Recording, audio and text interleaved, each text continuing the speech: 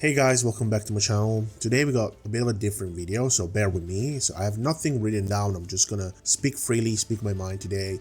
As I'm playing Digimon Storytime Stranger, and I'm absolutely loving the game, and I'm writing my review as I go through it, and what sort of challenges and YouTube content video I want to bring on the channel from here on out. I came across these reviewers, so I was curious to see what others thought about it, especially the main industry, right? Journalists, professional journalists, and people that receive the review copy. So that's the main thing, right? I'm extremely jealous. I'll admit that I wish I could receive a copy of the game a bit earlier so I can bring more content on the channel quicker and bring content on the day of launch. And then I see these journalists that receive it just basically right away and disrespect it incredibly. So the three main reviews that of course hit my eye right away are the one from Push Square, The Gamer, and Game Reactor, because they gave it a 6 out of 10 and Game Reactor itself gave it a 5 out of 10. And then there's a few others I'll show you on Metacritic that didn't even give it a vote because they considered it that bad. So the vote itself, of course, we will see what kind of criteria they use to even come up with that, and then compare what they gave to some other major releases throughout the year, right? Because that's what I like to see. I like to check I'm fair if you're fair with your reviews, and I see how you review games in general all around, or you say, hey, this is just not my genre, so that's why, then that's fair. But even then, why is a professional sort of journal putting someone who doesn't play RPGs or doesn't play Monster Collector games to review a Monster Collector game? That's I don't know. That's weird in itself. But so let's see. So just as an example, something like IGN gave it an 8, Siliconera an 8. Like, these are usually, sort of bad actors. Like this, sometimes these journals have a bit of an agenda to push. So if a game is from Japan, if a game has certain themes or doesn't have certain themes, they quickly demonize it and downvote it. So I'm happy to see this not the case. I want to find out why these other journals had the urge to say this. And so let's take a look together. So in the case of Push Square, the first main big negative they bring to us is that about the first 10 hours of the game are uninspired detective work that has a predictable story, and it's just tiresome and has poorly presented side quests. So I mean, I can disagree more, and you can even just see that for yourself for the first 2 hours of the story with the demo itself that you can play for free on Steam. But if you play the game, because at this point you can 4 days, you have to compare this to other Monster Collector or to other JRPGs that are similar style, like turn-based, and the first 10 hours are not boring whatsoever, and the story is not boring at all. It even has a voiceover on its main cinematics and some key cinematics. I mean, especially since it's something that when you have Monster Collectors, people usually have in mind a sort of childish audience. This hits very important themes right away, very mature themes.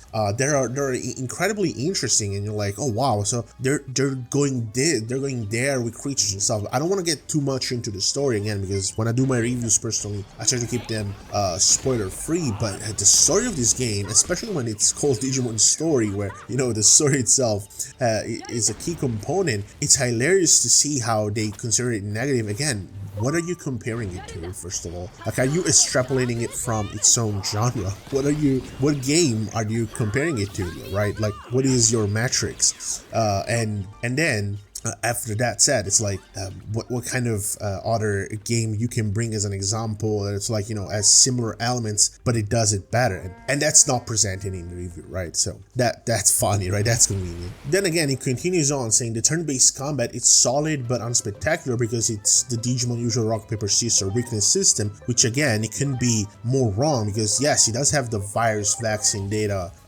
trifecta, which is again a key component of basically all your JRPGs RPGs that are coming out, even if you compare it to the huge gacha games that are coming out right now. But then there's like the free one, the unidentified one, the unspecified Digimon. Like there's so many that actually break that mold, and you can do it yourself. You will encounter a ton of enemies that break that mold. And then there's elemental weaknesses. There's actually 3 types of weaknesses and resistances that can affect your moves in Digimon, which is actually more than the main competitor, which again, let's face it, it's Pokemon. Like, I don't know why they want to force it and compare it to Persona, when again, this is focusing on monsters and monster collector and a huge variety of that, like 450 monsters. All of them have their own unique animation for their main attack too. To me, it's absolutely incredible how they just focus on such minor details to just take it down, or says, oh yeah, it's capped at 30 frames per second on PS5 and PS5 Pro. They didn't update that because with the day 1 update, the game actually got uncapped to 60 FPS, so that didn't even get updated in the review, since again, they got a review copy, so they could have just said, oh, we don't know if they will update it, if this is just, because it's a pre-day 1. Again, no, nothing comes out of it. So again, just extremely unprofessional, and that's something that really pisses me off, because as I play the game, as I see the love that the developers put into it, as I see the reviews that come out from users, which is again as usual, when you see on Metacritic the game is considered with universal acclaim with a 9.3 right now. Like, do you understand 9.3 for a monster collector? It's absolutely huge. They hit all the right spots, and it's just beautiful. Like, we should just I guess at this point simply stop reading or even checking out journal reviews, and because at this point they do it on purpose. They just give it negative reviews to galvanize people, to make people pissed and have them talk about it like I am doing right now. I guess they successfully rage baited me, but as I said, it extremely pisses me off because these people are paid to do what they do, and they're able to receive a review copy beforehand. And I wish I had those privileges, as a growing creator. And then you even question yourself, it's like, how many people are even gonna check out their reviews and be skewed by reviews, like being pushed to buy the game or not buy the game? Like, I 100% think I'm more effective with my own little community, with my own Discord, to have people be convinced to support a title or not support it more than they do with their extremely biased reviews. But they don't even have a criteria most of the time. If you're familiar with my channel and the few reviews I put out right now, but hopefully I hope I can put out more with time, I give you exact criterias. I tell you what questions I ask myself as I play the game, and those questions need to be answered in a certain way for me to give it a good point. And then even on Metacritic, of course, from user scores, you see all sorts of things, and you see a lot of zeros, especially, I don't know why, from the Spanish-speaking community. Portuguese Brazilian. I'm sorry. Yeah, Portuguese Brazilian. I confuse them from time to time, and I apologize for that because I'm Italian, so I should recognize it. But basically, it's because I don't know, the game doesn't have the correct translation in Portuguese, so they bombarded it with a few zeros here and there, and which is sad to see, because otherwise this game could have had easily a 9.5, 9.7.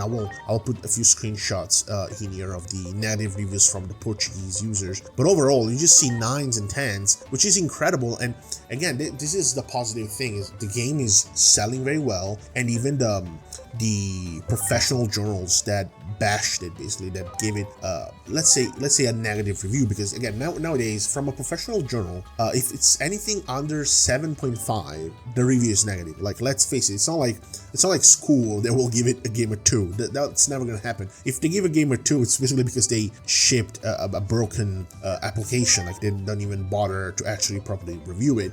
Anything under 7.5 nowadays can be considered basically a negative review. Sadly, that's how it is. A game has to be either 8 or 9 to be decent, to be good, and then from 9 onwards is the Game of the Year sort of candidates, right? Which I don't think is the case for Digimon Time Stranger whatsoever, like even in a hopeful scenario, sadly, because this year was just too stacked again. But I would never dare pushing Digimon Story Time Stranger, like putting it against Expedition 33. Like, you're demented, like you're insane. But even then, like, Expedition 33 has you use like 6 characters with their own unique animations and in Digimon there's 450, and again, let me tell you, every single freaking Digimon from like in training upwards, they have unique animation, like an own unique built-in attack they have, and some of them even have two because maybe there's like some references to anime moves they make. Like that alone completely shocked me, considering how mistreated the monster collectors are, and you know what I'm referring to, right? Pokemon. Which again, by the way, Legends EA I will bring on the channel in about like 2 weeks when it releases, so I'm definitely gonna talk about that too. And I of course I will put Pokemon under much more scrutiny. It's the #1 brand in the world.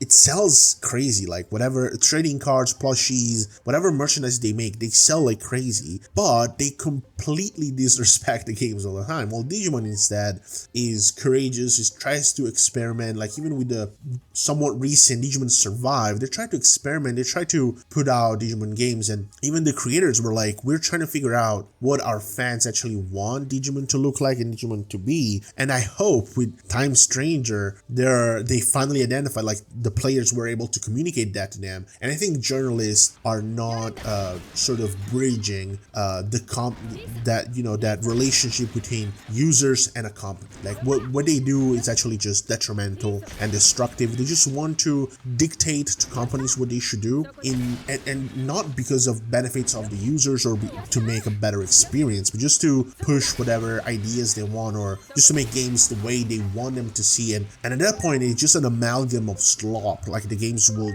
just look all the same if it was up to these professional journalists, which is extremely pissing me off, because again, like I said, they enjoy certain privileges that would really benefit a lot of people around. So yeah, I guess you could see this as me putting out a sort of resume, be like, hey, you want someone to actually professionally review what you do?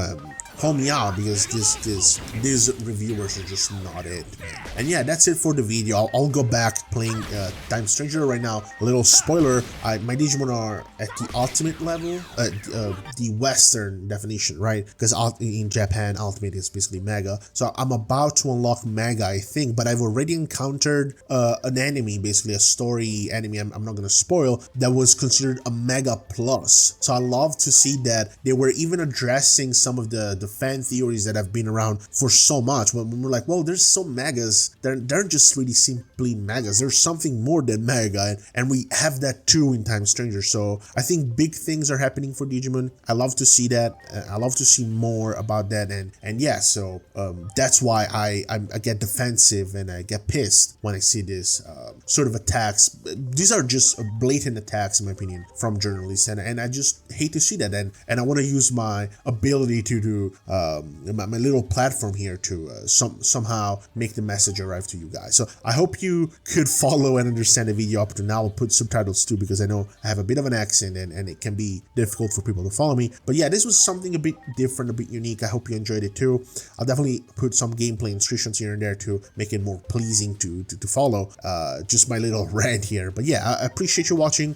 Again, the giveaway is still ongoing, so just like the video and comment, and of course subscribe to the channel to get the copy. And again, if things go better, I could even go for a second copy. Again, keep in mind, this is all coming out of my pocket, like nobody's giving me anything. So you know, and Digimon is quite expensive. It's not like Silksong. Digimon is full price, like 70 euros. But I will gladly support the game, because this is what you do when you're happy to see your franchise win, like the franchise you like winning. You want to support them, you want to have people enjoy it and build a community together. So that's what I'm trying to do. And so if you're happy to see that, if you're a fan of Digimon too, definitely you're welcome here. So feel welcome here. And yeah, I will announce these copies in further future videos. Don't worry, I have tons of ideas for Digimon that I want to put on my channel and absolutely adore it. So yeah, I ranted enough already, so let me quit the video here. So thank you for watching, stay healthy, and see you in the next video. Bye bye.